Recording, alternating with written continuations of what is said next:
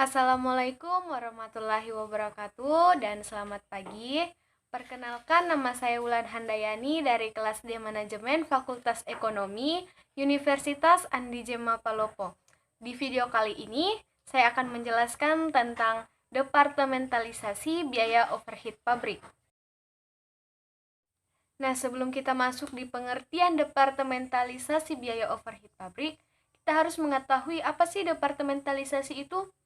Departementalisasi adalah upaya mengelompokkan aktivitas pekerjaan sehingga aktivitas-aktivitas dan hubungan yang serupa dan logis dapat diselenggarakan secara serempak. Sedangkan pengertian departementalisasi biaya overhead pabrik yaitu pembagian pabrik ke dalam bagian-bagian yang disebut departemen atau pusat biaya atau cost center yang dibebani dengan biaya overhead pabrik. Departementalisasi biaya overhead pabrik memerlukan pembagian perusahaan ke dalam departemen yang merupakan pusat biaya yang merupakan tempat ditandingkannya biaya dengan prestasi yang dihasilkan oleh departemen. Departementalisasi BOP bermanfaat untuk pengendalian biaya dan ketelitian penentuan harga pokok produk. Langkah-langkah penentuan tarif BOP per departemen ada dua, yaitu penyusunan anggaran biaya overhead pabrik per departemen dan alokasi biaya overhead departemen pembantu ke departemen produksi. Dua macam metode alokasi, yang pertama metode alokasi langsung dan yang kedua metode alokasi bertahap yang terdiri dari metode alokasi kontinu, metode aljabar, metode urutan alokasi yang diatur, dan perhitungan tarif pembebanan biaya overhead per departemen. Penyusunan anggaran biaya overhead pabrik per departemen ada 4. Yang pertama, penaksiran biaya overhead langsung departemen atas dasar kapasitas yang direncanakan untuk tahun anggaran. Yang kedua, penaksiran biaya overhead tidak langsung departemen. Yang ketiga, distribusi biaya overhead tidak langsung departemen ke departemen-departemen yang menikmati manfaatnya. Dan yang keempat, menjumlah BOP per departemen.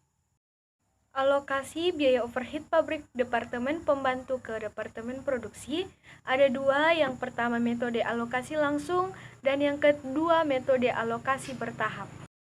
Metode alokasi langsung. Dalam metode alokasi langsung, biaya overhead departemen pembantu dialokasikan ke tiap-tiap departemen produksi yang menikmatinya.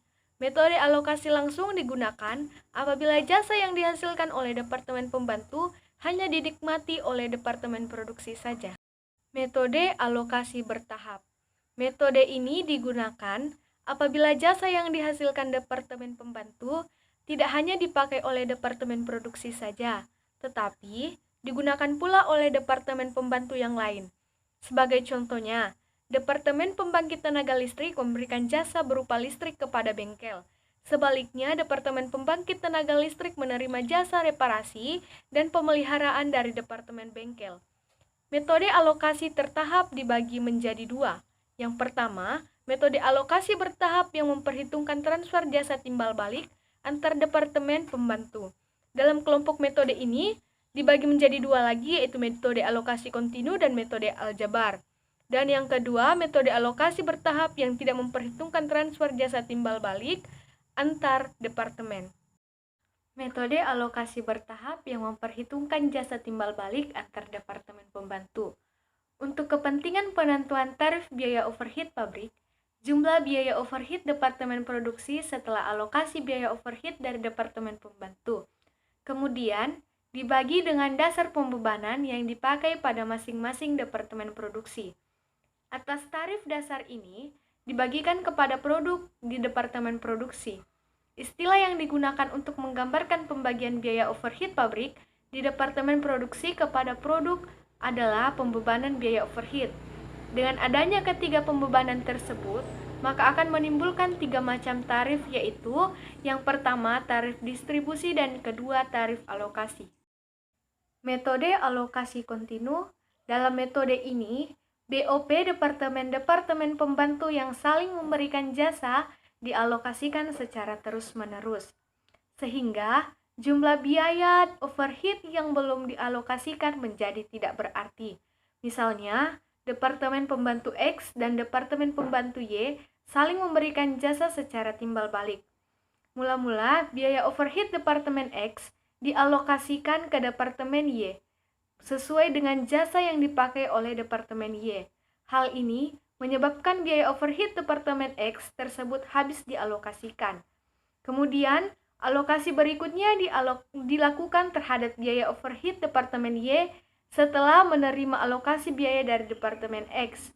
Alokasi kedua ini akan menyebabkan biaya overhead Departemen Y habis dialokasikan dan akan menyebabkan biaya overhead Departemen X terisi kembali. Metode aljabar. Dalam metode ini, jumlah biaya tiap-tiap departemen pembantu dinyatakan dalam persamaan aljabar.